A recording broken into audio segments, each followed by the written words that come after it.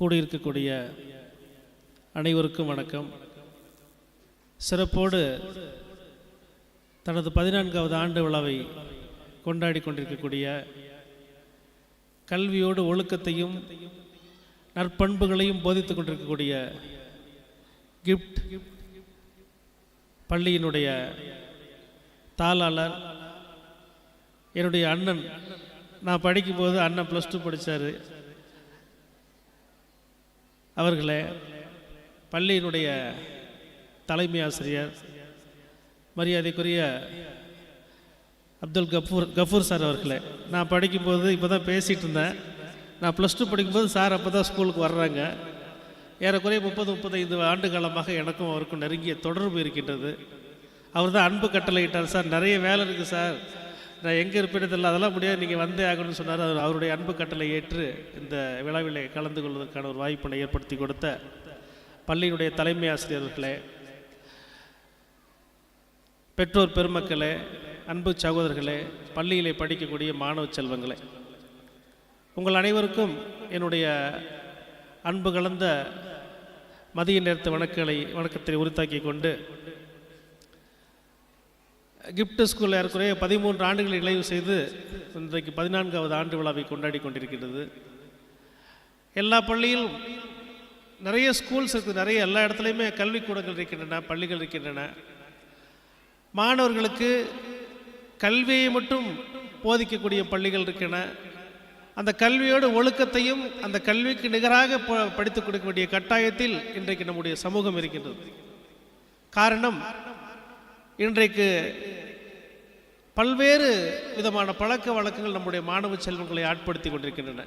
எடுத்துக்காட்டாக பார்த்தீங்கன்னா, இன்றைக்கி big threat to our society, the student community is drugs. இந்த போதைப் பொருள் பழக்கம் இன்றைக்கி இந்த சமுதாயத்தையும் நம்முடைய மாணவர்களையும் சீரழிக்கக்கூடிய, பாலடிக்கக்கூடிய இன்றைக்கு அந்த சூழ்நிலை உருவாகி கொண்டிருக்கின்றது.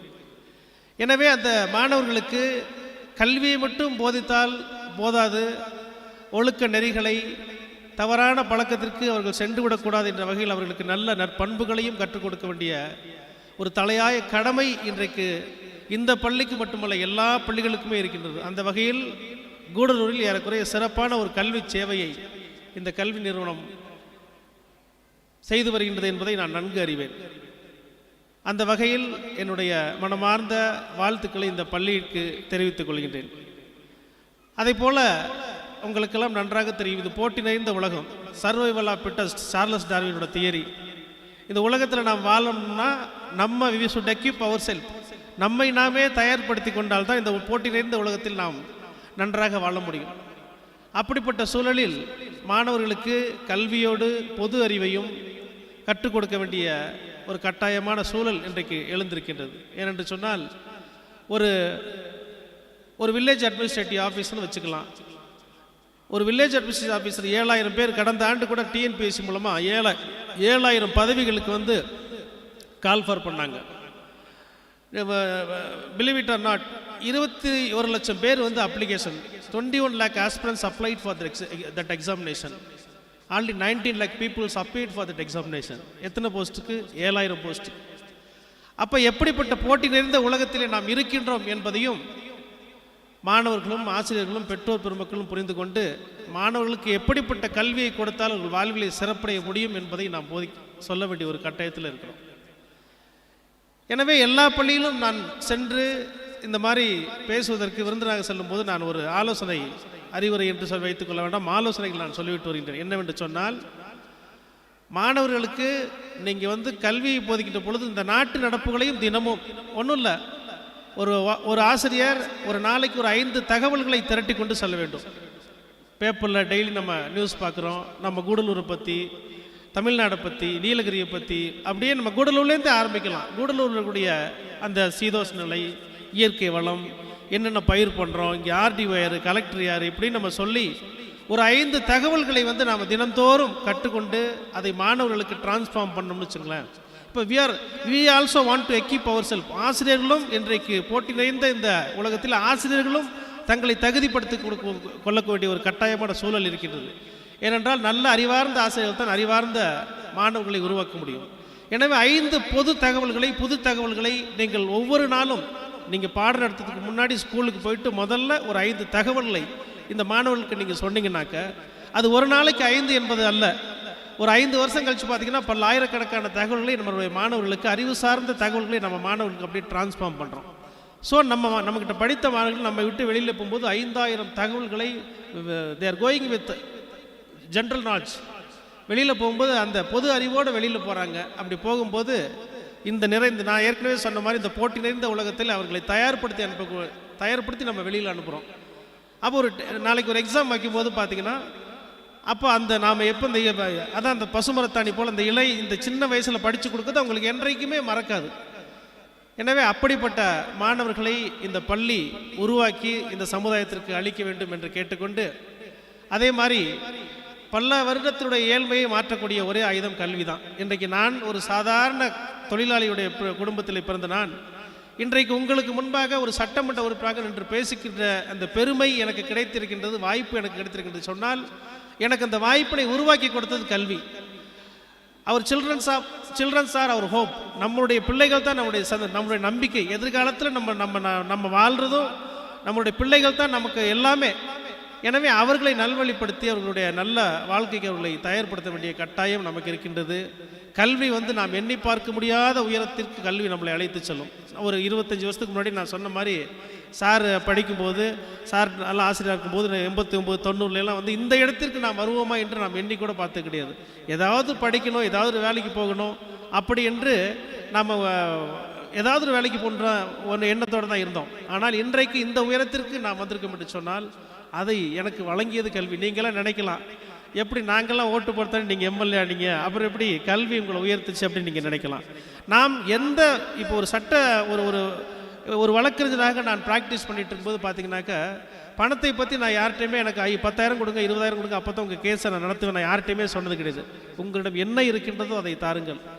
என்னுடைய கல்வி உங்களுக்கு பயன்படட்டும், நான் படித்தது ஏழைகளுக்கு பயன்பட வேண்டும் என்று சொல்லி அதையும் ஒரு சேவையாக நினைத்து, என்னுடைய வழக்கறிஞர் தொழிலையும் சேவையாக நினைத்து நான் செய்த ஒரு காரணத்தினால்தான் இன்றைக்கு அந்த சேவை மக்களிடத்தில் நன்மதிப்பு பெற்றது. அந்த நன்மதிப்பு என்னை ஒரு கட்சியுடைய தலைமைக்கு எடுத்து செல்கின்றது, என்னுடைய பெயரை எடுத்து செல்கின்றது. அந்த கட்சி எனக்கு அந்த வாய்ப்பை கொடுக்கின்றது. அதன் பிறகு உங்களுடைய ஆசீர்வாதம், உங்களுடைய வாக்குகள் என்னை இந்த இடத்திற்கு உயர்த்தி வந்திருக்கின்றது. எனவே நம்முடைய பிள்ளைகள், நம்முடைய எதிர்காலம், அவர்களுக்கு நல்ல பண்புகளை ஒவ்வொரு பெற்றோரும் என்னன்னு கேட்டிங்கன்னா, இன்றைக்கி ஒரு 10வது படிக்கிற பசங்க கூட தேவையற்ற பழக்கங்களுக்கு ஆளாகிறாங்க. எனவே டெய்லி நீங்கள் உங்களுடைய குழந்தைகளை வாட்ச் பண்ணணும், நல்ல விஷயங்களை சொல்லிக் கொடுக்கணும். ஒரு 8வது 10வது படிக்கிற பையனா டெய்லி அவங்க என்ன பண்ணுறாங்கன்னு இது பண்ணணும். இந்த செல்ஃபோனை அவங்க அதிகப்படியான நேரங்கள் பயன்படுத்தாத அளவுக்கு நாம் தான் அவங்கள இது பண்ணிக்கணும். என்னோடய வீட்லேயும் அந்த மொத்தம் எல்லார் வீட்லேயுமே ஒரு வயசு குழந்தை அழுதா கூட செல்ஃபோனை ஆன் பண்ணி இருந்தால் கொடு அப்படின்னு சொல்லி உடனே அந்த செல்ஃபோனை ஏதாவது ஒரு அதை ரீலை பார்க்கும்போது அந்த குழந்தைய அழுகை நிறுத்திடுது. ஸோ நாம் என்ன பண்ணுறோன்னா, நமக்கு தெரியாமலே அந்த குழந்தையோடைய கண்ட்ரோல் பண்ணுறதுக்காக, தொந்தரவுலேருந்து நம்ம தப்பிக்கிறதுக்காக இந்த செல்ஃபோனை ஆன் பண்ணி நம்ம அந்த குழந்தைகிட்ட கொடுத்துட்றோம். வருங்காலத்தில் பார்த்தீங்கன்னா இந்த செல்ஃபோன் இல்லாமல் அந்த குழந்தை வளரவே முடியாது. அப்படி கூட அந்த அடிமையாகிடுறாங்க இந்த செல்ஃபோனுக்கு. அப்படிப்பட்ட ஒரு நிலை இன்றைக்கு இருக்கின்றது. இந்த செல்ஃபோனை நம்ம ஈவில் போர்ஸாகவும் பண்ணலாம், நம்ம பயன்படுத்தலாம், நல்லதுக்கும் பயன்படுத்தலாம். இதை நல்லபடியாக பயன்படுத்தணும்னு நினச்சிங்க வச்சுங்களேன், ஒரு நாளைக்கு நான் சொன்னேன் ஜென்ரல் நாலேஜ், இப்போ நீங்கள் என்ன இதில் பார்க்குறீங்களோ அதுதான் அப்படியே வெளியில் வந்துகிட்டே இருக்கும்.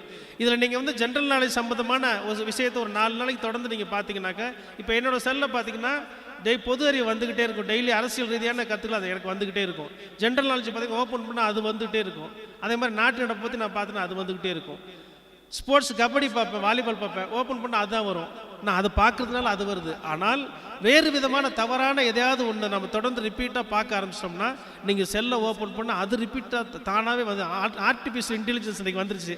இவர் இதைத்தான் விரும்புகிறாரு, இதை நம்ம கொடுத்துக்கிட்டே இருக்கலாம் அப்படின்னு சொல்லி இன்றைக்கி நம்ம என்ன பார்க்குறோமோ அது தானாகவே நமக்கு நம்மளுடைய மைண்டுக்குள்ளார ஏறி அதை நம்மளை அடிமைப்படுத்தக்கூடிய ஒரு சூழல் இன்றைக்கு இருக்கின்றது. எனவே பெற்றோர் பெருமக்களுக்கு என்னுடைய அன்பான வேண்டுகோள், நீங்கள் உங்கள் பிள்ளைங்களுக்கு செல்ஃபோன் கொடுத்தீங்கன்னா அந்த செல்ஃபோனை நீங்கள் எடுத்து டெய்லி அதை பார்த்தீங்கன்னா அவங்க என்ன பார்க்குறாங்கன்றதை நீங்கள் தெரிஞ்சுக்கலாம். நல்ல தகவல் வந்தால் பரவாயில்ல, நம்ம பிள்ளை செல்ஃபோனை நல்லது தான் பயன்படுத்தான்னு திருப்தி அடைஞ்சிக்கலாம்.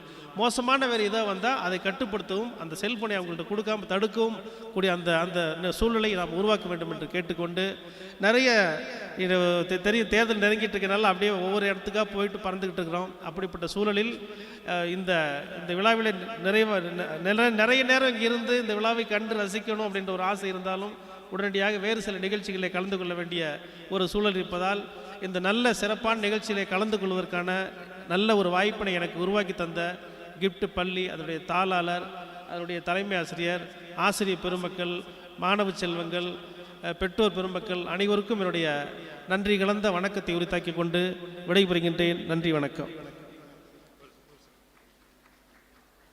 அன்பார்ந்த பெற்றோர்களே, இவர் கூடலூர் ஸ்கூலில் நான் வேலை செய்யும்போது மாணவர். அப்போ சொன்ன மாதிரி யோசிக்கவே இல்லை, இந்த லெவலுக்கு வருவேன்னு நினைக்கல. ஒருவேளை இவர் அமைச்சராக இருக்க வேண்டியது, அது ஏதோ ஒரு காரணத்தில் அப்படி போயிடுச்சு. இவர் பேர்லேயே இருக்கு சீலன் அப்படின்னு சொன்னால் வழக்கம். ஜெயம் என்றால் வெற்றி, வெற்றியை வழக்கமாக கொண்டவர், அதான் ஜெயசீலன். அது கூட வேற பொண்ணு சேர்ந்துருச்சு, தங்கம் மாதிரி மனுஷன். அட்வொகேட் ஆகிட்டு ஃப்ரீயாக எல்லாத்துக்கும் எந்த காசு இருக்கோ கொடு, ஏதோ உங்கள்கிட்ட பாக்கெட்டில் எவ்வளோ 2 ரூபா இருக்கா, போதும் உனக்காக நான் வாதாடுறேன்னு சொன்னேன். ஒரு விஷயம் சொல்லியிருக்காரு, இந்த கல்வி தான் நம்மளை உயர்த்தும்னு சொல்லி. இந்த மாதிரி ஒரு பேச்சுக்கு நாம் நிறைய பார்த்தேன். பசங்கள்லாம் பாவம் நல்லா பெர்ஃபார்ம் பண்ணாங்க, நீங்கள் யாரும் கைதட்டவே இல்லை. அவங்களை எப்போ பாராட்டு, இவருக்கும் ஒரு பாராட்டு தெரிவிக்கலாமே. Thank you, sir.